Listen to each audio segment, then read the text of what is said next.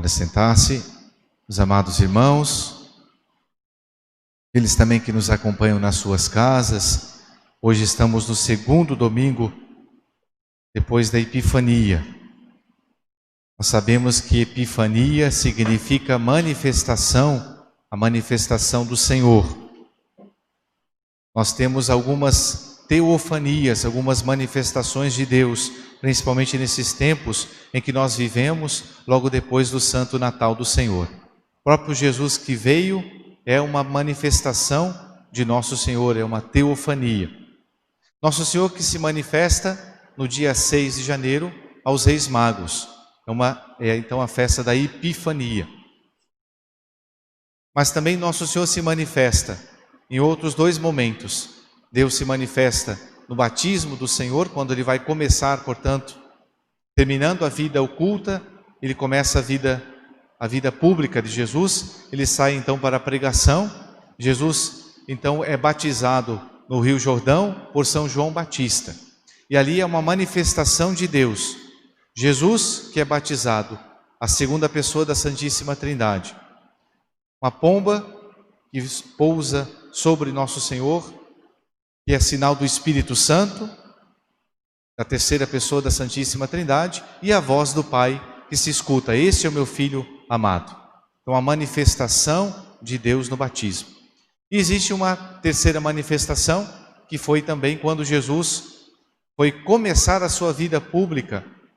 Aliás, não tinha ainda acontecido o momento de Nosso Senhor começar a sua vida, se manifestar ao mundo. Foi Jesus então convidado a uma festa de casamento, as bodas de Caná.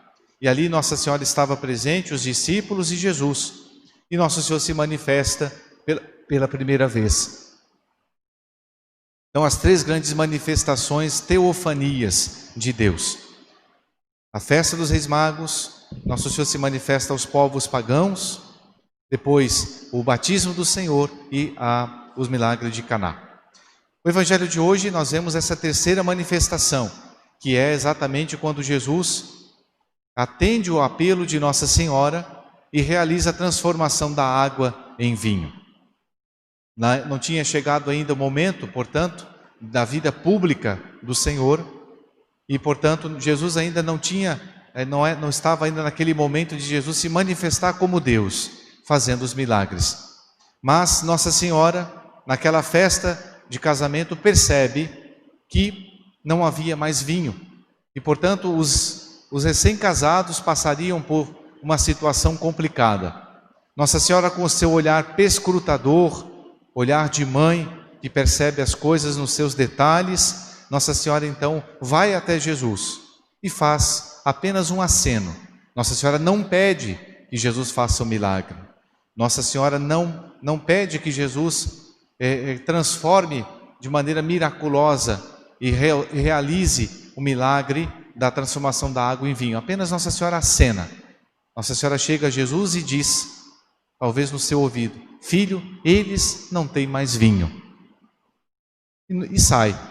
É interessante que Nossa Senhora, como diz Santo Afonso, nem sequer pediu.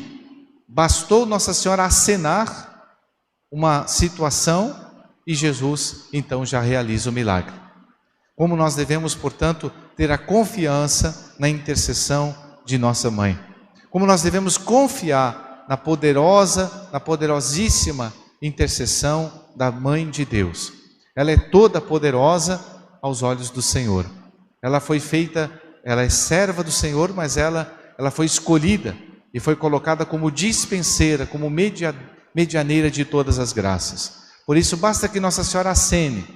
Portanto, como nós devemos ter essa confiança maternal, filial ao coração imaculado de Maria?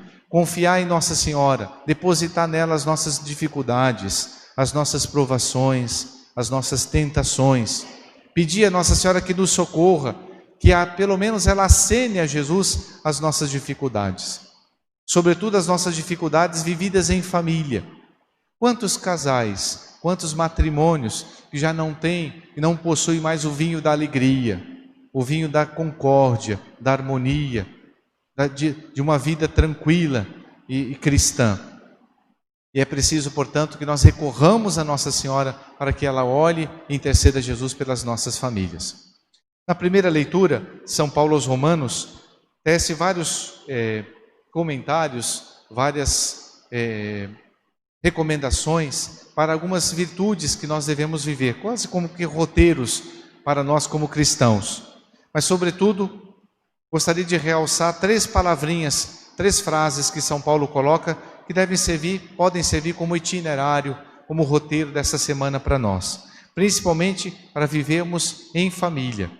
São Paulo diz assim: nós sejamos spe gaudentes, in tribulatione pacientes, in oratione instantes. Então, que nós sejamos na esperança alegres, ou alegres na esperança. Nós devemos cultivar a alegria. Para termos essa alegria, esse otimismo cristão, é preciso que nós estejamos unidos a nosso Senhor. Quando nós estamos em comunhão com Deus, nós temos a alegria que vem da graça de Deus. Portanto, a tristeza nunca conduz para o céu, mas sim a alegria.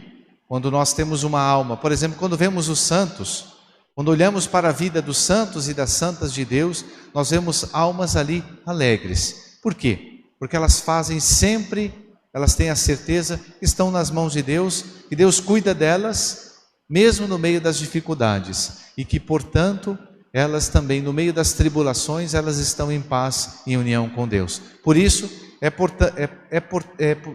possível levar a cruz e, ao mesmo tempo, estar alegres. Então, alegres na esperança que nosso Senhor virá para nos salvar. Nosso Senhor, que é o nosso Salvador, nos salvar dos nossos pecados, das nossas fraquezas, daquilo que sozinho a gente não consegue. Depois São Paulo diz: alegres na esperança, pacientes na tribulação. Nem sempre nós vamos ter uma vida sem tribulação, não é? Ao contrário, a vida do cristão é um contínuo carregar de cruzes. E é, portanto, uma cruz depois de outra. São as escadas, são os degraus da escada que nos conduz ao céu. E nós devemos, portanto, pedir a Nosso Senhor essa graça, que nós tenhamos paciência na tribulação. A paciência é uma virtude própria daquele que sofre e que não se revolta por sofrer, mas oferece a sua cruz, junto da cruz do Senhor, que carrega a sua pesada cruz ao Calvário. Então, pacientes na tribulação. E depois, terceira recomendação de São Paulo, que nós sejamos perseverantes na oração. É muito importante a perseverança, a determinação e a constância na nossa vida de oração diária. Assim como nós alimentamos o nosso corpo, cuidamos dos alimentos do corpo diariamente, alimentar o nosso organismo, assim também temos que alimentar a nossa alma diariamente. Como? Nos colocando em oração, estando na presença de Deus. Então, não prorrogar, não deixar para amanhã, não deixar para outro momento ou outro dia, aquilo que nós podemos fazer no momento de estar diante de Deus na oração. Não existe nada mais importante do que aquele momento sagrado que a gente se coloca perto de Deus e a gente silencia, porque não existe oração sem silêncio. E como é importante a gente silenciar o exterior, o interior também, nosso coração, a nossa mente, as nossas preocupações, e ali estarmos alguns instantes diante de Deus, a sós com Deus. Para escutarmos a Deus, alguém dizia, é preciso silenciar, não só externamente, mas sobretudo internamente. E ali, no silêncio do coração, Deus há de nos falar. Então, boa programação para nós vivermos pessoalmente, individualmente, mas também em família. Nós tenhamos alegria, sejamos alegres na esperança, que nós sejamos pacientes na tribulação, nas tribulações da vida, nas grandes, nas pequenas, nas ansiedades, no medo, por exemplo, do coronavírus, né, do Covid, ou então nas tribulações de termos perdido já pessoas queridas e amadas.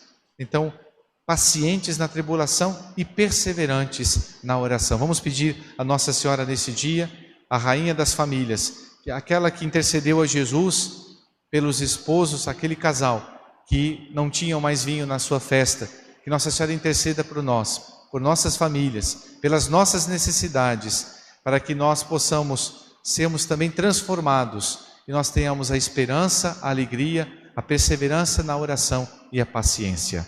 Em nome do Pai, do Filho, do Espírito Santo. Amém.